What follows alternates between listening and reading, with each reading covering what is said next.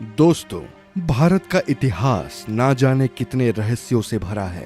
भारत एक प्राचीन देश है जो अपने बीते सालों में हमेशा से हर मामलों में परिपूर्ण रहा है। न केवल धन वैभव से बल्कि प्रकृति से भी हमेशा से परिपूर्ण रहे हैं और इसीलिए भारत पर लोगों की बुरी नजर भी रहती है।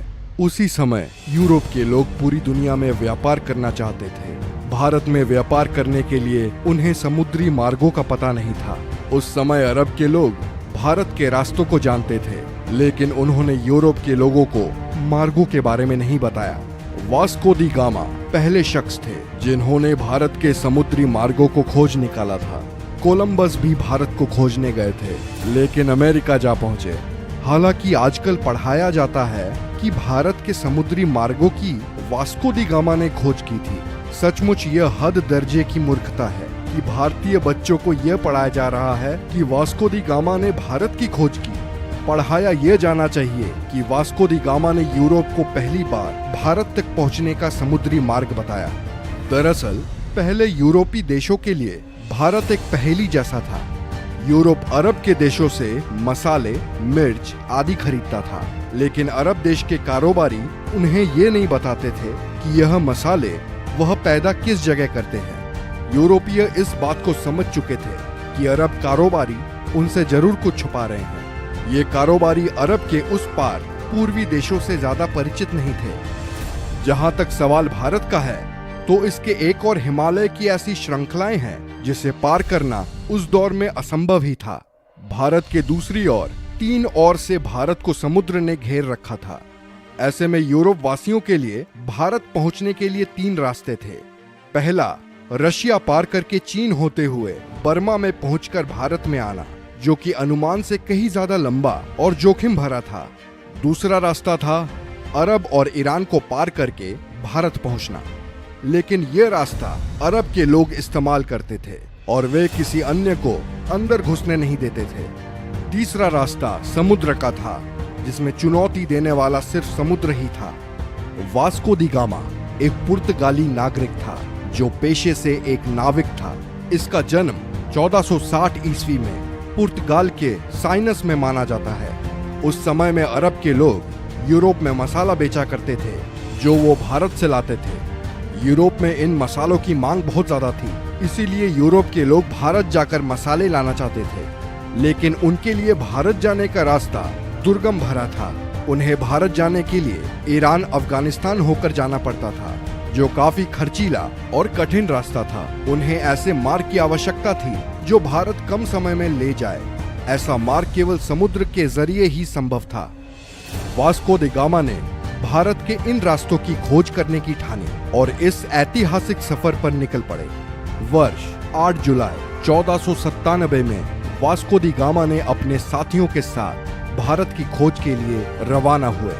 उसके जहाजी बेड़े में 4000 और 170 के करीब आदमियों का दल था। सबसे बड़े जहाज सेंट गैब्रियल पर वह खुद था। सबसे पहले वो अफ्रीका के अंतिम छोर कैप ऑफ गुड होम नामक स्थान पर पहुंचा। उसके बाद वह अफ्रीका के ही एक राज्य मोसम्बा आया, जहां के राजा ने उसकी मदद की और उसे एक अरब नाविक दिया जो भारत का रास्ता जानता था। वास्को दी गामा भारत कब आया? वास्को दी गामा अफ्रीका महाद्वीप का चक्कर लगाकर भारत के कालीकट बंदरगाह केरल पर पहुंचा था। 20 मई 1498 की तारीख थी जब वास्को दी गामा भारत के कालीकट बंदरगाह पर पहुंचा। भारत की खोज का यह सफर करीब 10 महीनों का रहा। भारत आकर वास्को दी गामा ने स्थानीय राज्य के राजा से व्यापार का समझौता किया। उसने कई प्रकार के मसाले खरीदे।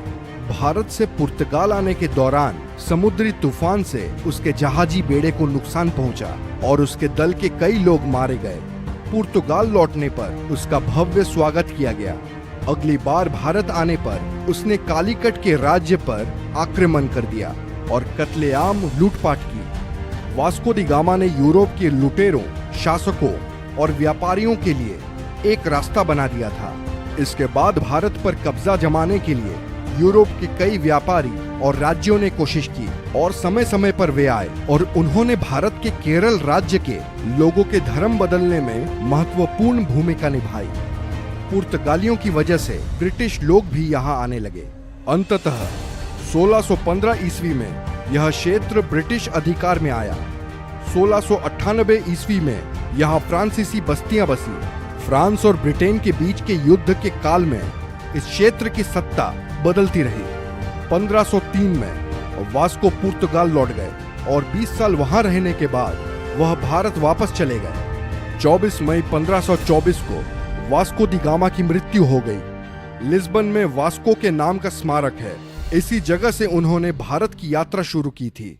दरअसल 1492 में नाविक राजकुमार हेनरी की नीति का अनुसरण करते हुए किंग जॉन ने एक पुर्तगाली बेड़े को भारत भेजने की योजना बनाई ताकि एशिया के लिए समुद्री मार्ग खुल सके। उनकी योजना मुसलमानों को पछाड़ने की थी, जिनका उस समय भारत और अन्य पूर्वी देशों के साथ व्यापार का एकाधिकार था।